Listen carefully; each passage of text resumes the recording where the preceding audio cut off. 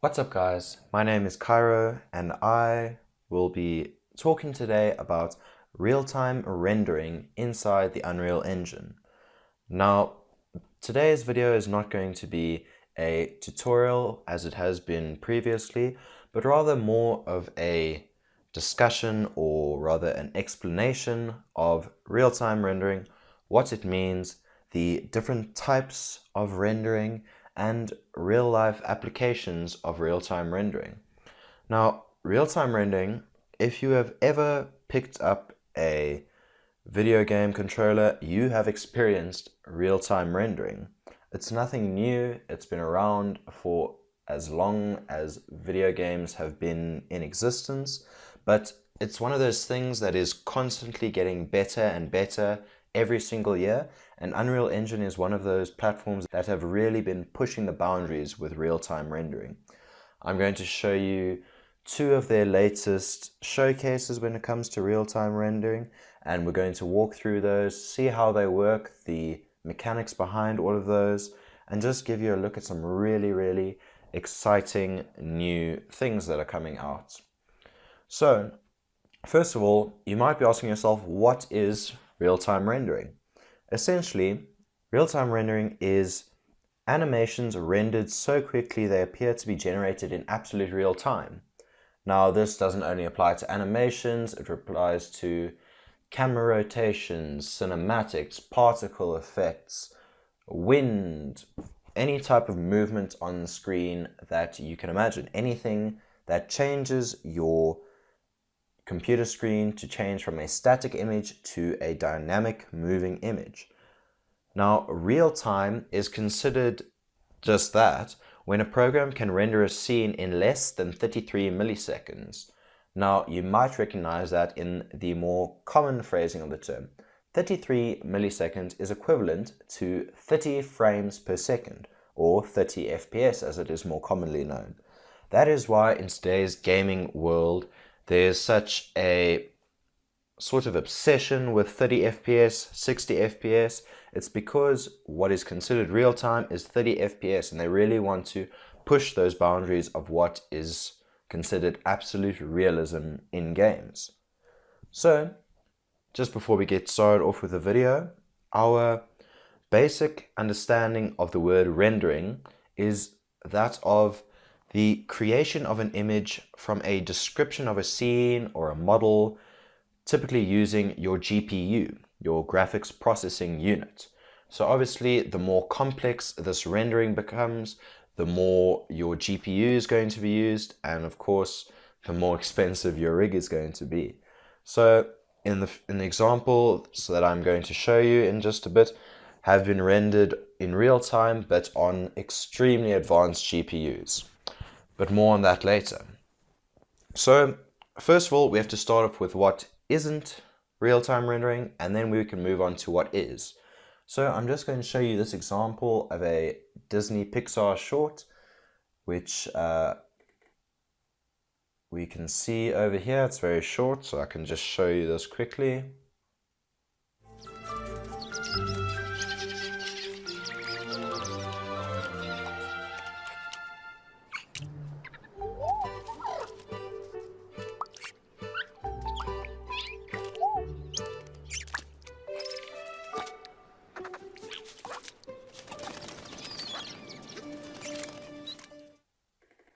Okay, there you have it, that short little animation teaser from Disney.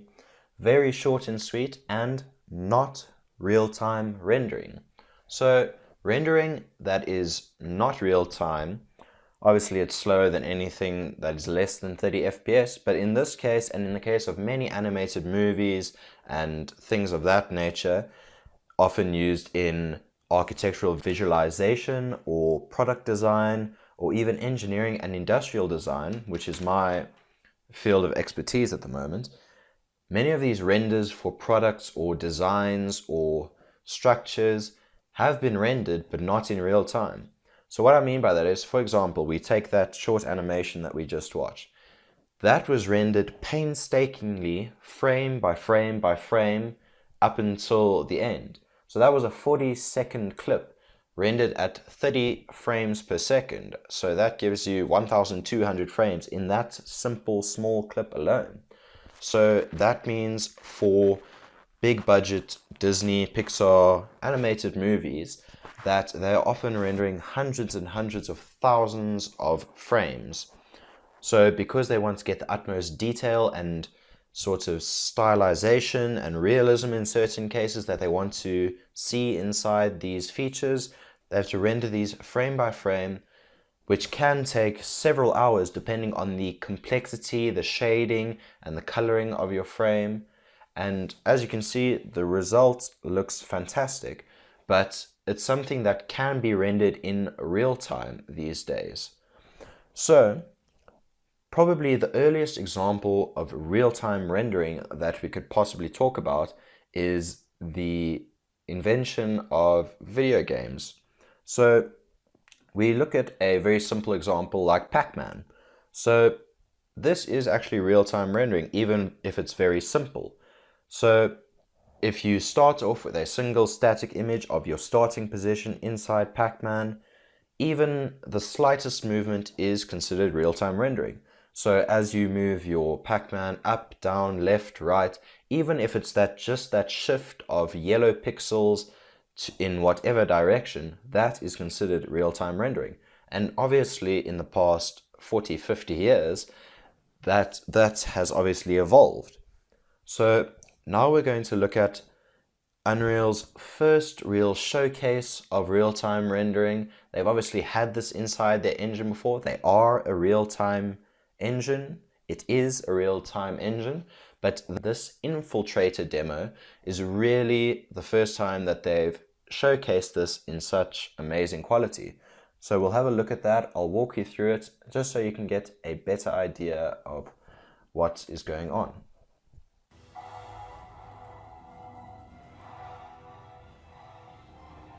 So here you can see we have obviously real-time rendering going on. Animations, particle effects, everything that you can see. This is playing at 60 frames per second, so obviously it is going to be requiring a lot of GPU processing power.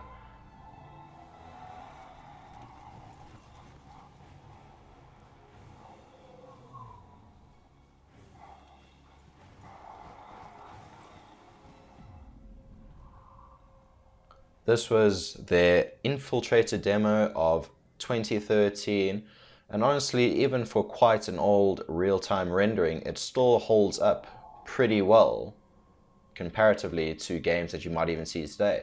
Obviously, we have more evolved shaders and things of that nature up until now, but all in all, for real-time rendering, it looks pretty decent at the moment. I'm just going to skip ahead here.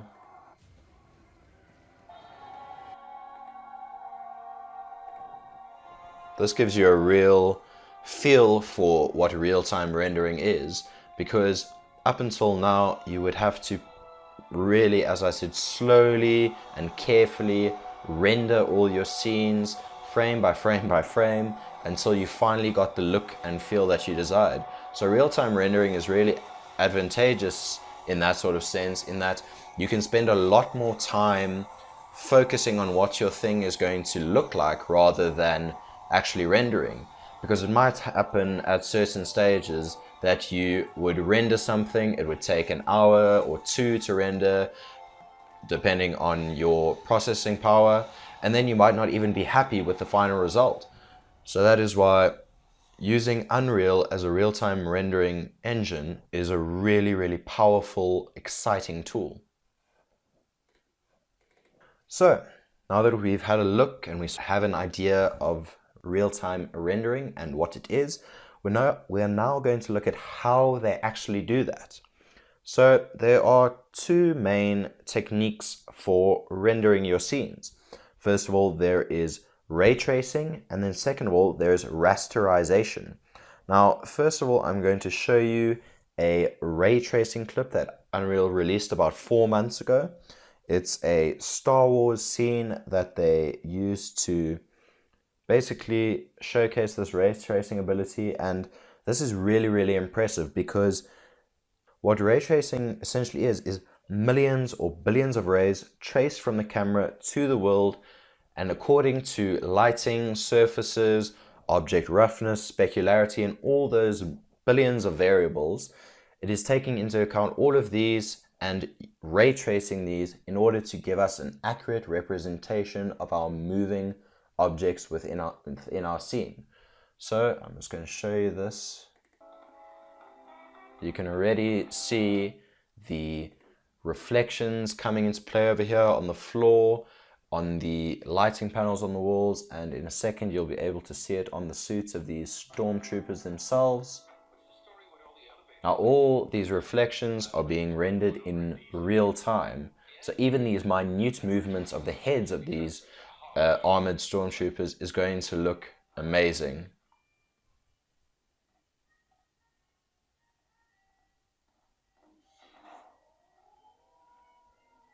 You can see as they go down the elevator, the lights passing of them. It's something that's really cutting edge at the moment, and although it's a really, really costly thing, sometimes it's just really worth that effort.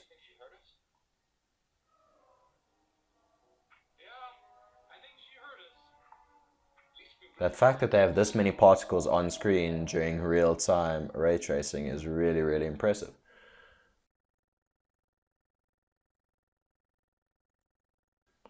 So there are various advantages and disadvantages to this ray tracing technique that we just showcased.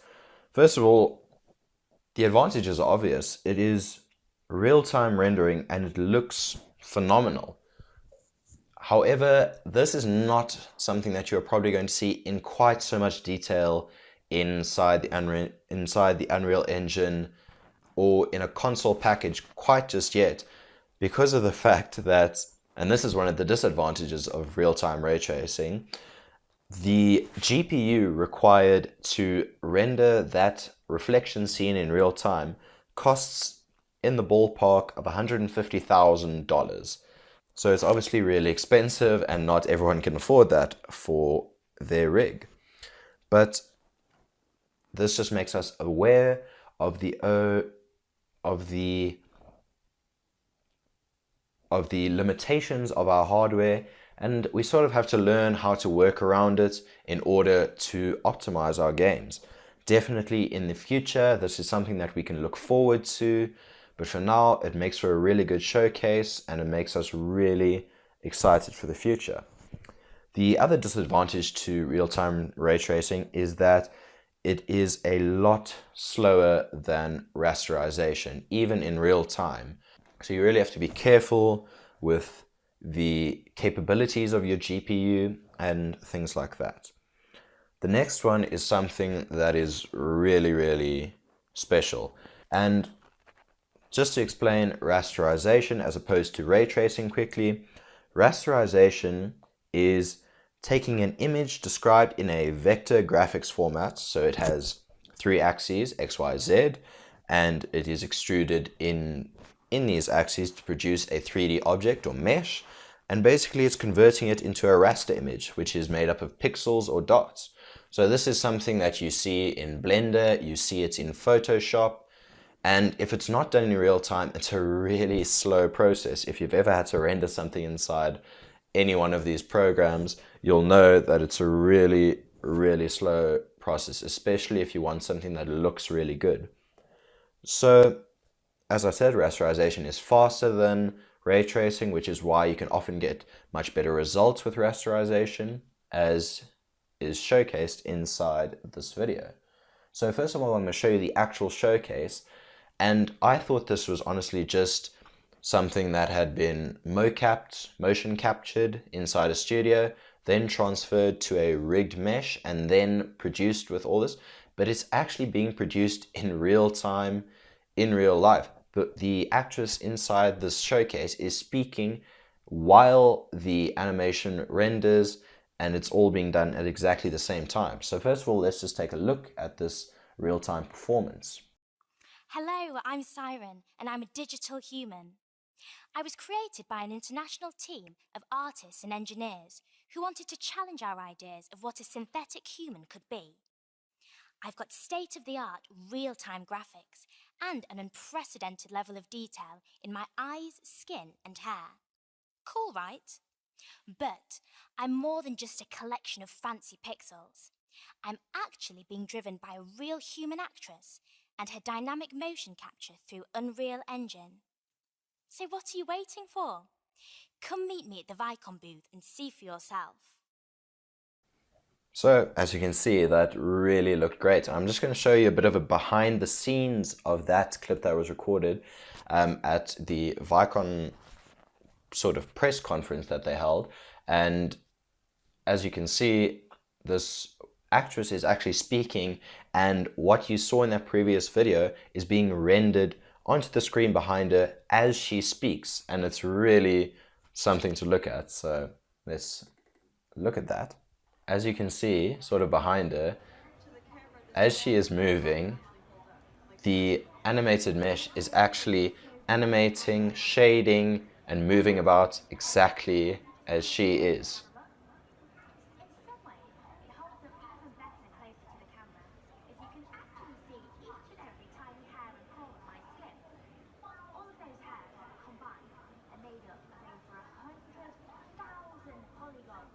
Obviously, a very, very detailed mesh like this, as the actress just said.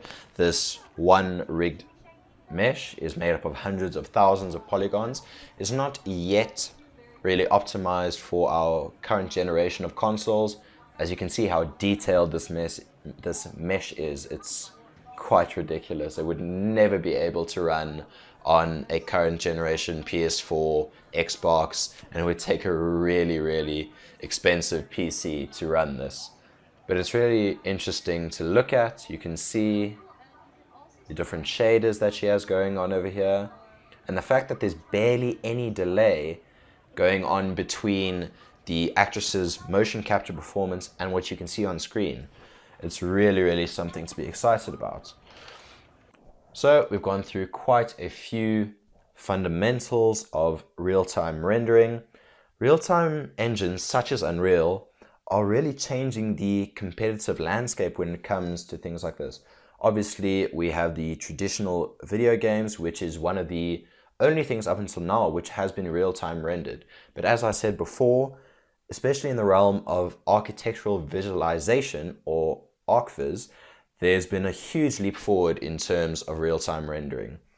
Also, something to note is that Toyota recently used the Unreal Engine inside their product design for one of their new models, and they use this for their customers to be able to interactively select their model and color and customization and things like that.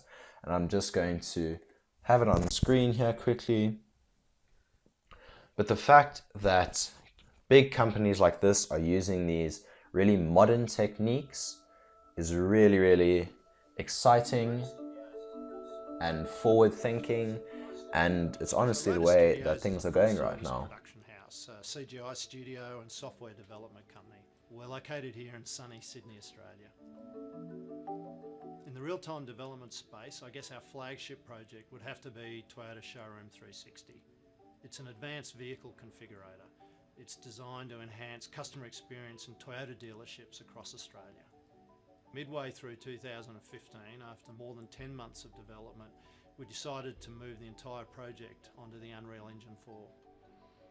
Changing engines mid-project was something that we were considering doing, but we weren't entirely comfortable with.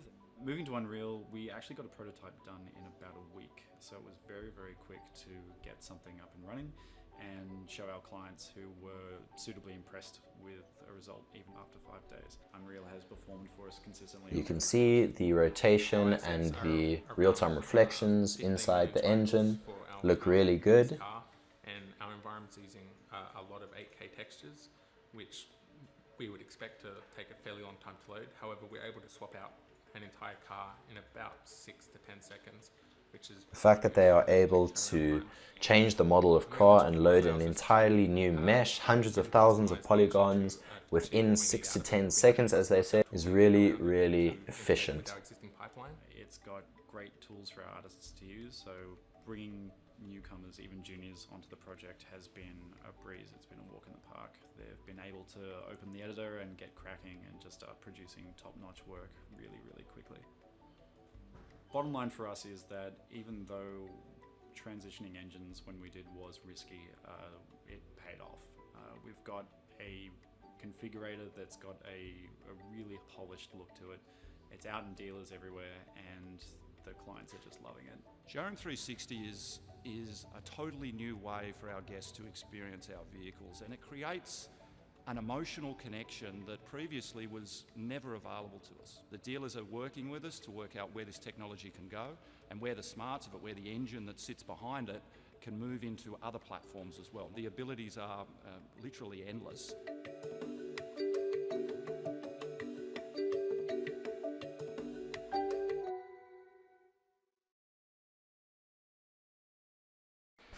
So, as you can see there, we've had quite a few examples of real-time rendering today.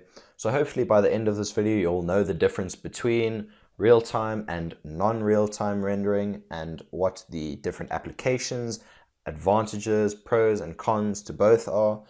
And hopefully you now have a better appreciation for just how amazing the Unreal Engine really is when it comes to real-time rendering. When you're opening up your project, whatever that may be, whether it is a third-person, first-person, vehicle, top-down game, anything you can imagine, as soon as you hit play on inside the Unreal Engine, all of these millions and millions of calculations are taking place simultaneously. Every time you move your camera or engage in an animation, a cinematic, watch a particle effect, you are watching in real time rendering. So it is having to render anywhere between 30 to 60 FPS and is doing so smoothly and powerfully and efficiently. So I hope you have learned a little bit about real-time rendering today, and I hope that this video has made you a little bit excited about the possibilities that the Unreal Engine offers. So my name is Cairo, and until the next video, thank you for watching. Please like the video if you've enjoyed what you've seen, and subscribe to the channel. So I will see you soon.